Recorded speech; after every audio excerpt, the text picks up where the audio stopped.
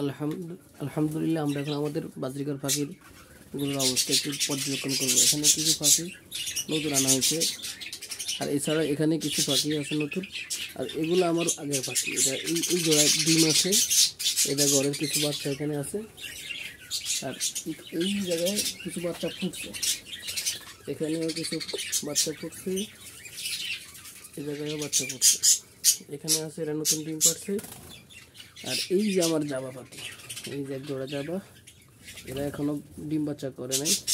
আর এখানে আছে আমার এক জোড়া জাবা, এটা ডিম বাচ্চা করছে, ডিম দিছে, নতুন ডিম দিছে আমার।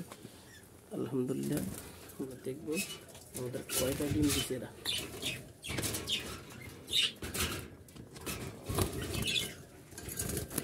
কিনা জাবা পাখিটা দিচ্ছে,